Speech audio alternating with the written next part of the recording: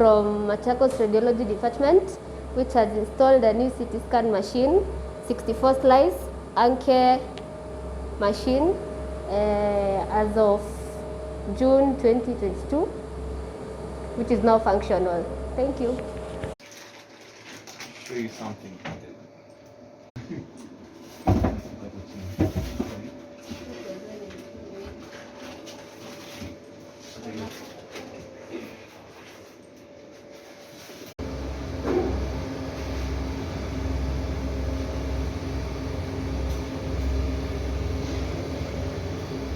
You come here and close. Unafinya hii close patient. Hii itakuwa active kama hii. Alafu ndio unafinya new patient. So ukiclose hivyo yote utakuja uregister new patient. So normally ukiregister new patient inakuletea the red parts are the most important where you fill the details of the patient. Hii. Then you scan. Ukimaliza kuscan you don't close patient.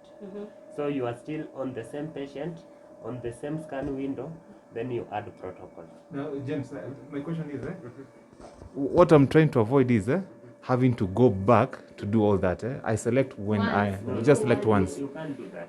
Lazima uscan chest umalize. Yeah, lazima uscan chest umalize. Ukishamaliza, but you don't close patient. You are on the still on the same window. Then you add another protocol because different protocols have different parameters. So yeah, I understand what you're saying. Yes. There's just no way of the machine will know this first protocol is for chest, the next protocol is for abdomen. No, machine cannot follow like that. Oh, yeah.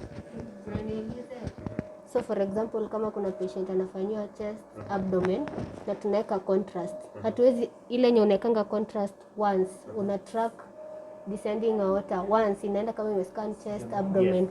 So lazima ufanye chest, utrack ya chest umalize uende select another protocol. Yes, you add like Sio ni so, lakini sasa unajua utaweka patient uko sana ndani. Kuweka aje? Yani like sasa unajua hapo patient atakaa sana ndani ukifanya hizo processes zote. But it is possible, that is how they work. So you must complete one examination, una add ingine. Yeah.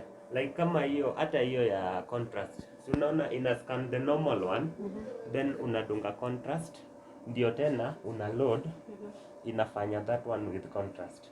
It cannot just do automatic like imalize hiyo alafu ianze ingine hivyo hivyo.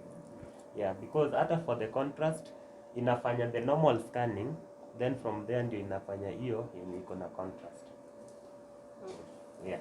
And you must initiate hiyo yenye iko na contrast because hiyo ya contrast lazima pia you choose the region of interest. So you remember the way we did it yesterday? Yeah, you choose another region of interest penye unataka ufanye contrast hiyo. So we patient tunafanya one examination at a time. Sasa inaangusha tu hiyo simu. Unajua ni expensive. Tunamaliza chest, tukimaliza tuna add protocol abdomen, tukimaliza tuna add protocol chest. Yes. On the same. So itakuwa like vile tumefanya huyu kimistake. Na abdomen wanalifunga EXR. Sasa mimi mara kwanza niliangalia nikasema hii ni examination.